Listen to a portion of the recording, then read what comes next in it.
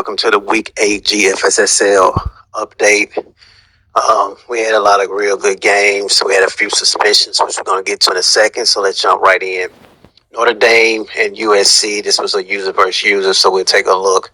So as we see, Notre Dame was able to destroy USC 41-6. Very surprised as USC played a very good game against Colorado.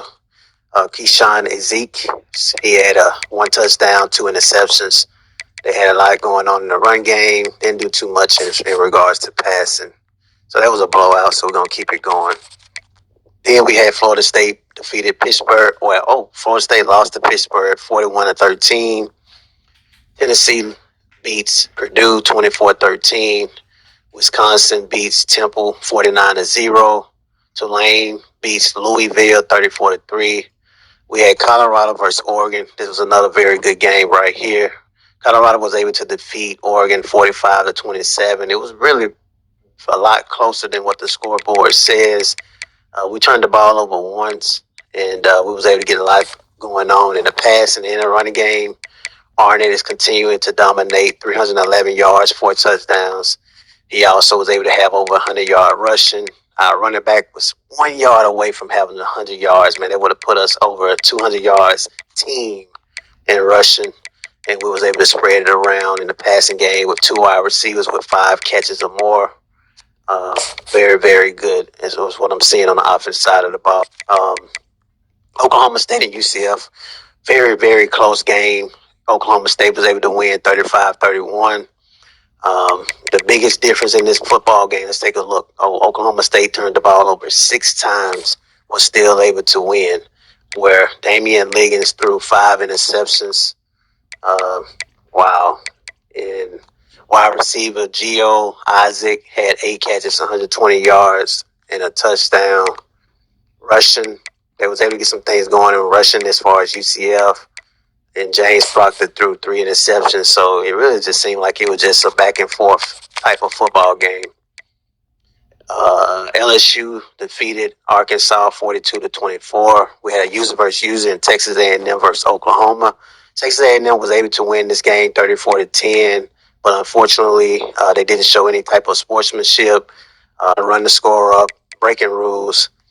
Unfortunately, that's just not how you should do it. I mean, shout out to the commissioners for, allowing rules to be in place in case we run into somebody that, do this type of stuff.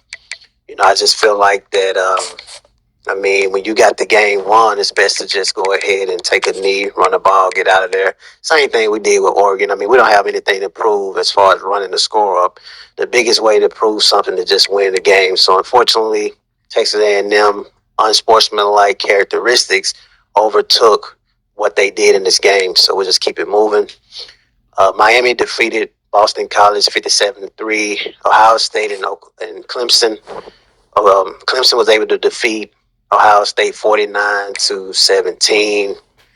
And it's a very good game.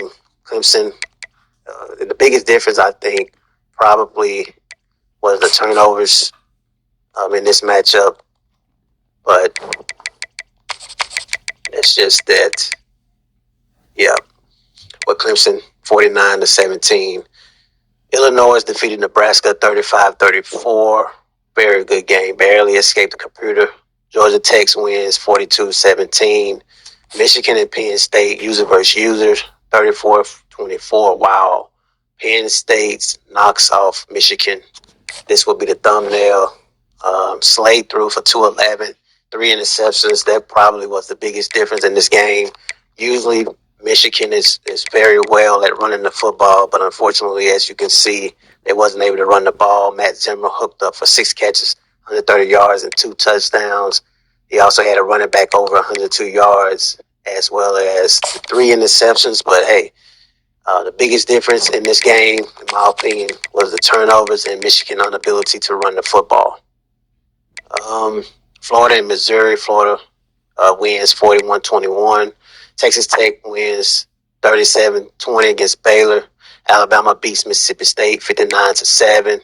UCLA runs through Rice 70-14, and they actually play Colorado this week. Going to be a very good game, having to stop their offense.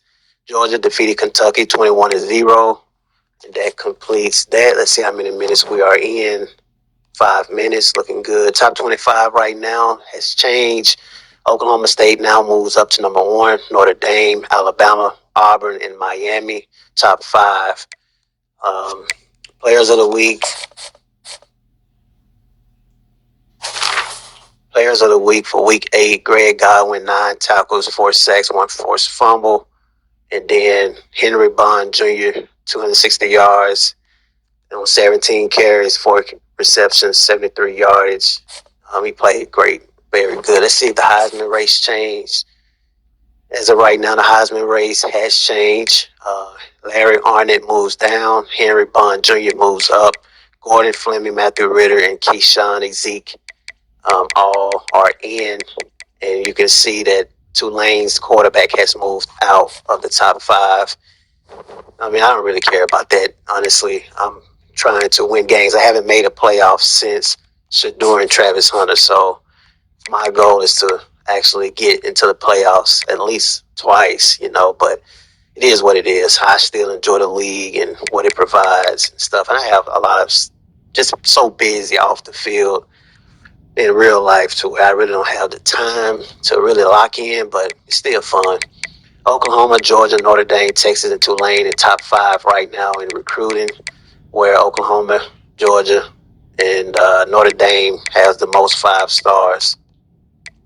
That's pretty much it, man. I'm going to see. We're going to look at the standings and we'll get up out of here. See if anything changed. A lot going to change this week with some suspensions, as I mentioned earlier. ACC, Syracuse, Clemson, Georgia Tech. Then you also have Tulane, Miami. Still tight in the ACC. The Big 12, Texas A&M taking that loss, going to drop them down to probably 4th. We don't know. Or maybe 3rd. We don't know because they did beat Texas, Oklahoma State, Texas Tech. Big 10, you got Illinois, Ohio State, Penn State, Wisconsin, and Michigan. Michigan fell down to number 5 after that loss.